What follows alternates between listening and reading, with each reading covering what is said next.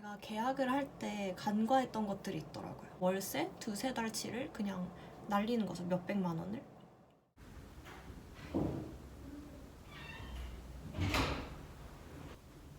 발걸음 소리 이런 게 들리는 게 정상. 안녕하세요. 일단 일본에서 이제 생활을 하시면 제일 걱정되는 게 집이잖아요. 쉐하, 기숙사, 자취 중에 뭐가 나을까?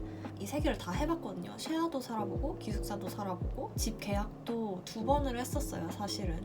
結論から言うと寮の方が一番いいかなとは思います. 일단 하나하나씩 특징을 말씀드릴게요. 쉐어를 고민하시는 분들이 굉장히 많을 거라고 생각해요. 왜냐면은 비용이 싸니까. 초기 비용이 몇백씩 하는데 그게 들지 않고 계약 기간이 없으니까 기간 내에 아무 때나 자기가 나가고 싶을 때 나갈 수 있고 야칭도 저렴해요. 근데 가격의 메리트는 있으나 단점이 너무 크다. 키친, 토이레, 바스가 전부 다 공용이니까 이제 집이 집 같지가 않거든요. 내가 밥 먹고 싶은데 맘대로 딴 사람이 주방 쓰고 있으니까 맘대로 못 해먹고, 빨리 씻고 쉬고 싶은데 사람이 들어가 있으니까 못 씻고 또 기다리고, 이제 그런 눈치 게임 하는 것들이 이게 생각보다 실제로 살아보면 스트레스를 많이 받거든요. 난 돈을 아껴야겠다 해서 싼 쉐어하우스를 가잖아요. 그러면은 진짜 대부분 침대 하나 들어가고 끝이에요. 싱글 침대 하나. 방에서 이러고 뭐 할 수 있는 게 없어요. 이런 분들 많으실 거라 생각해요. 나는 쉐어하우스 가서 일본인들이랑 막 친해지고 친구 많이 사귀고 싶다, 재밌을 것 같다 하는 마음으로 가시는 분들이 많을 것 같은데 케바케가 너무 심해요. もしもう入居したのに外れだったらもうまた引っ越すしかないから、それは 만약에 내가 돈을 아끼고 성격을 버리고 싶다 하시면은 쉐어하우스에 들어가는 걸 추천해요. 그리고 두 번째, 기숙사. 기숙사는 뭐가 좋냐면 일단 안전해요. 요조상가 いつもいらっしゃるから、もし何かあったらすぐ連絡してこれ手伝ってくださいって言ったら이렇게 금방 와가지고 다 해결해 주시거든요. 例えば水たまりとか전구 가는 거나 심지어 벌레가 나와가지고 すいません本当に申し訳ないんですけどちょっと虫出てきたんで捕まえてくれませんかって聞いたらすぐもう降りてきて해결해 주시니까 너무 좋죠. 자취 같으면은 옆집에 누가 있나 굉장히 신경 쓸 텐데 기숙사는 그런 게 없잖아요. 다 같은 학교 애들이니까 위험해봤자 얼마나 위험하겠어요. 그죠? 일본은 원래 택배를 받을 때 사람이 집에 없으면 다시 반송되거든요. 불편하잖아요. 사실 갑자기 나가야 될 일이 생길 수도 있고. 근데 기숙사는 일단 택배를 다 관리자분께서 받아주시고 1층에 놔두면은 학생들이 알아서 가져가는 그런 시스템이라서 아무것도 택배에 관해서 신경 쓸 게 없었다. 그게 굉장히 편했고, 이런 서비스랑 시설에 비해서 가격이 굉장히 저렴하다. 일본은 막 이런 철골조에다가 엘리베이터 있고 관리자분이 심지어 계시고 이런 곳은 진짜 비싸요. 진짜 좋은 집이에요. 그런 거는. 이런 안전하고 쾌적한 시설에 비해서 가격이 굉장히 메리트가 있다는 점. 근데 한 가지 단점은 그거죠. 언제까지 살 수 있을지 모른다는 거. 그거 말고는 딱히 없는 것 같아요. 세 번째는 자취. 쉐아보다는 자취가 훨씬 나은 것 같아요. 물론 알아볼 게 너무너무 많아서 좀 귀찮다는 거. 오늘은 자취를 할 때 어떤 것들을 주의해야 되는지, 뭘 체크해야 되는지 같이 알아볼게요. 이제 일본에서 생활을 해야 되는데 집은 도대체 어디서 구하면 될까요? 부동산 웹사이트에 가셔서 자기가 직접 발품 팔고 견학을 여러 군데 가보시는 걸 전 추천드려요. 일본에서 가장 유명한 부동산 웹사이트 3곳을 소개해드릴게요. 첫 번째 스모, 두 번째 홈즈, 세 번째 에이블. 저는 에이블이 가장 물건 수가 많은 것 같더라고요. 매물이 사실 너무 많잖아요. 지금 수십만 개가 있는데 그 중에서 어떻게 내 집을 찾냐? 조건 검색이라는 게 있어요. 이게 에이블 웹사이트인데 여기 사가시카타노 센타크라는 게 있어요. 아니면 역명으로 찾는 것도 있고, 뭐 시스카라 사가스, 도쿄도, 도시마크. 옆에 보시면은 이제 조건 검색하는 데가 있잖아요. 야칭은 예를 들어서 75,000 정도?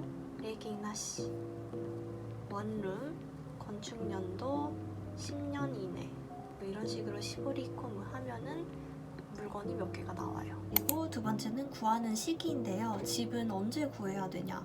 1월 정도 되면은 그때부터 집을 찾으시는 게 좋다고 생각해요. 왜냐하면 일본에서도 이제 1월 말 정도 되면 다 대학교 발표가 나고 도쿄로 이사 오시는 분들이 굉장히 많거든요. 그러면 뭐다? 매물이 좋은 물건이 빨리 나간다. 다음은 여러분들이 궁금해하시는 초기 비용 얘기를 할 건데, 초기 비용은 얼마 정도가 되나요? 보통 이제 3,400 말씀하시는 분들이 많아요. 근데 200만 원대에도 굉장히 괜찮은 집들이 있어요. 제가 아까 말씀드렸던 그 조건 검색 기능 있잖아요. 초기 비용 20만 원 이하로 설정을 해서 찾아봐도 나름 괜찮은 물건들이 많아요. 왜 이렇게 비싸냐 물어보시면은, 일본에는 일단 레이킹이라는 게 있어요.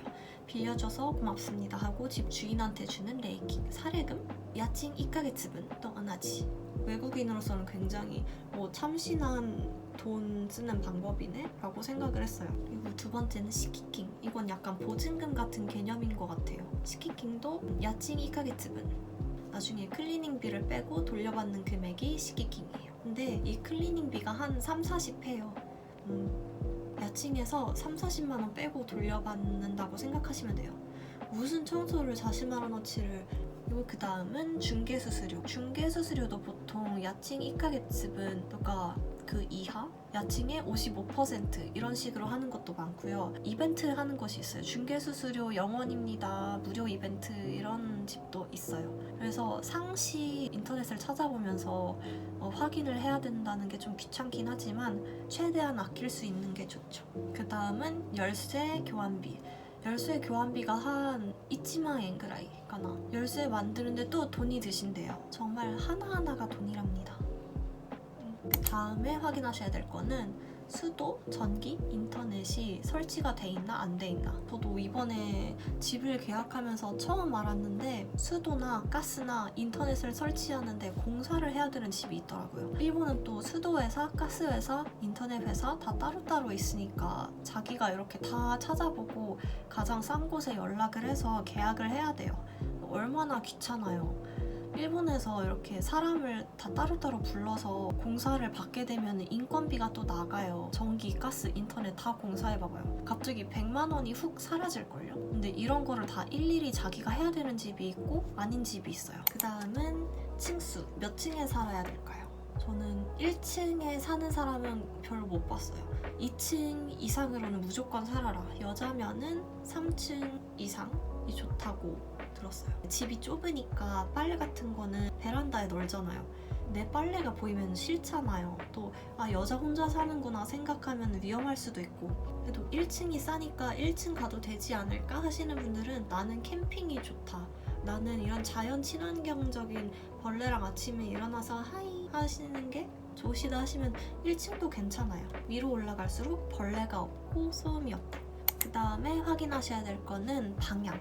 이게 남향인지 서향인지. 지금 사는 곳은 남서향이거든요. 근데도 해가 굉장히 빨리 지고 방이 전체적으로 어두워요. 히아타리가 이이노와 미나미向き. 그래서 남향 집을 찾으셔야 된다. 同じ建物の違う部屋だとしても南向きの部屋は値段がちょっと高くなるんですよ. 일본에서 집을 찾으시려면 사실 둘 중에 하나잖아요. 목조냐 철근 콘크리트냐.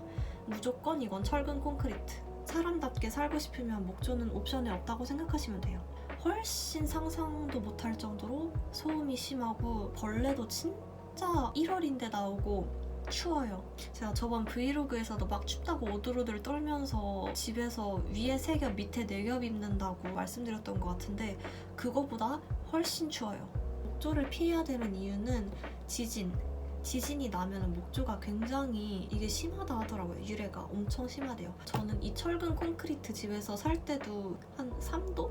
4도? 정도 왔을 때도 선반이랑 이런 게 막 흔들리더라고요. 근데 만약에 목조였으면은 뭐 하나 깨졌을 수도 있겠다라고 생각했어요.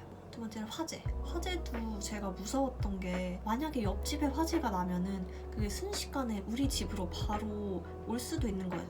그냥 진짜 나무 집인데. 그 다음에 체크하셔야 될 거는 건축 연도. 아무리 많이 봐줘도 15년 이하로 찾아야 된다 생각해요. 오래된 건물일수록 벌레가 들어오기 쉽다고 하는 게 이 벽이랑 바닥 사이에 그 스키마가 있더라고요. 그런 곳은 이제 이사 가면은 그 사이로 벌레가 까꿍 하면서 들어온다는 거죠. 마지막으로 제가 말씀드릴 체크사항은 역 주변 시설, 치안이에요. 사실 집이 아무리 좋아도 주변 치안이 안 좋으면은 말짱 도루묵이잖아요. ある程度オプションが絞られた最寄り駅とか全部分かったっていう時点では그 역이 어떤 역인지 구글에 검색해보는 게 좋아요. 例えば最寄り駅が池袋駅だとしたら池袋駅치안で調べると치안 몇 위인지 랭킹이 쫙 나오거든요. 그리고 검색하면은 진짜로 그 지역에 사시는 분들의 크치코미 같은 게 있거든요. 아 여기 너무 쬐끔해요. 아니면 슈퍼가 너무 일찍 닫아요. 슈퍼가 너무 멀어요. 道が狭いですとか歩きタバコをする人が多いですとか住みやすいかどうか判断するのはやっぱ口コミなので리뷰들을 세세하게 읽어보는 걸 추천드려요. 짜투리 팁을 드리자면 사고 매물을 검색해보는 사이트가 있어요. 일본에 그 집 주소를 이 오시마테르という 웹사이트に 調べてみると그 건물에 사고가 있었는지 없었는지 알려줘요. 만약에 되게 안 좋은 일이 있었던 집이면 싫잖아요. 오시마테르 사이트인데 사고 매물에는 이렇게 불이 나 있어요. 와, 여기 도쿄에서 아주 이게 몇 년, 몇 월, 며칠에 어떤 사고가 있었는지까지 다 세세하게 나오니까 꼭 확인을 해보세요.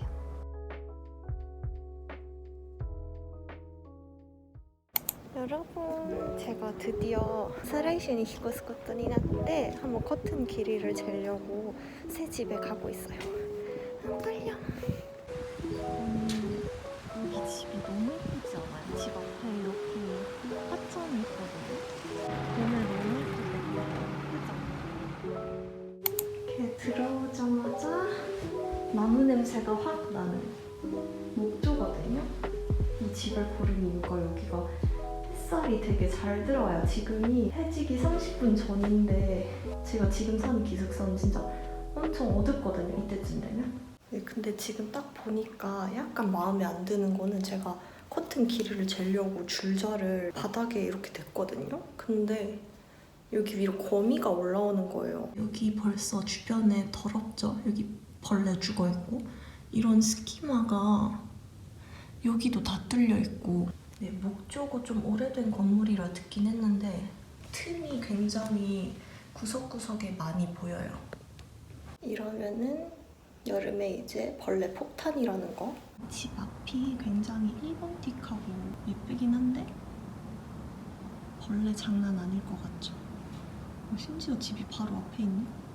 제가 이렇게 살짝 봤는데 옆집 베란다가 보여요. 이게 세탁기 연결하는 건데 의시 맺자 해리소. 지금 겨울이라 벌레가 있으면 안 되는데 왜 있지? 왜지? 여기가 지금 가스코너랑 냉장고, 세탁기 아무것도 옵션이 안 돼 있어요. 가스코너가 ないことはちょっとめんどくさくなるからガスコンロもなるべくあった方がいいです. 바텀이 여기 있고 여기 보시면 토이레가 こっちにあります. 욕실이랑 화장실은 깨끗하고 넓고 좋은 것 같네요. 사케 기즈있다노가 이 자물쇠 이 부분이 엄청 허술해요. ちょっとボロくないですか? ちょっと怖いな. 여기도 이렇게 틈이 맘만 먹으면 부술 수 있을 것 같은데요, 누가? 좀 무섭네요. 심지어 여기는 현관문이 없으니까 저 문 하나밖에 없거든요. 그래서 誰も入れそうなそんな感じだからちょっと女性一人で一人暮らしするのはどうかなとは思います. 그리고 막 쉐아 들어가면은 막 친구들 많이 사귈 수 있어.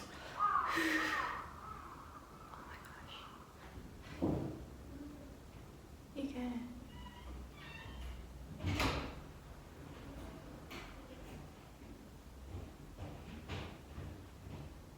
발걸음 소리 이런 게 들리는 게 정상.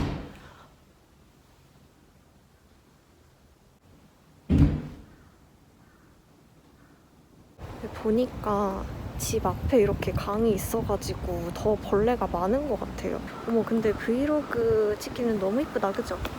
너무 이뻐, 동네가. 아, 어떡하지? 저는 이제 다다음 주에 이사를 할 예정이었어가지고 계약을 하고 티키킹이랑 야칭을 다 내고 일본인 친구랑 다시 한번 가봤는데 야, 이 집은 진짜 아니다. 이거는 사람이 살 집이 안 된다라고 해가지고 결국에는 계약을 안 하는 걸로 했습니다. 제가 이번에 혼자서 일본에서 집을 구하면서 정말 이거는 주의해야 되겠다 느꼈던 게 몇 가지 있어요. 첫 번째는 일단 일본은 계약을 파기하면은 시키킹 내죠, 야찍 내죠. 그러면 살지도 않았는데 계약을 했다는 이유만으로 그걸 안 돌려줘요. 월세 두세 달치를 그냥 날리는 거죠. 몇백만 원을. 次は 소음を絶対確認すること。 나이켄을 한 번 갔을 때는 안 들릴 수도 있어요. 저는 처음에 집을 보러 갔을 때 옆집에 아무도 안 계셨는지 소음이 하나도 안 들렸거든요. 몇 번 정도 들락날락 하시면서 확인하는 게 좋아요. 낮에 갔으면 다음엔 밤에 한번 가보고, 견학을 가면은 내가 뭘 체크를 해야겠다 하는 거를 확실히 정해놓고 가셔서 하나하나 다 물어봐야 돼요. 그 중개하시는 분이 집에 대해서 좋은 얘기만 하신단 말이에요. 저는 심지어 건축 연도도 말을 안 해줬어요. 그런 기본적인 정보까지 45년이나 된 집을 제가 계약을 했더라고요. 심지어 외국인이거나 학생이면은 훨씬 그런 거에 남아사레야스 일본 집이 어떤지 잘 모르잖아요. 그래서 저는 워낙에 하도 일본 집이 원래 춥고 벌레도 많고 소음도 좀 있다 라는 말을 들어가지고 감안해야지 이러고 들어갔어요. 근데 일본인 친구를 데리고 다시 가보니까 걔가 완전 일본 집 원래 안 그런다 라고 말을 해줘가지고 그때 알았죠. 주변에 이런 경험이 있으신 분들이나 혹은 일본인 현지인 시리아이가 있으면 꼭 데리고 견학을 가는 걸 추천을 드립니다. 만약에 없으시다 하면은 이 영상을 보고 꼼꼼히 가서 체크를 하시면 사기는 안 당할 거예요. 네, 이번에는 도쿄 집 구하기 팁을 한번 말씀드려봤는데 이거는 굉장히 너무 대략적으로 말씀드린 거고 더 신경 써야 할 것들이 많거든요. 혹시 질문이 있으면 밑에 코멘트란에 달아주세요. 바이바이.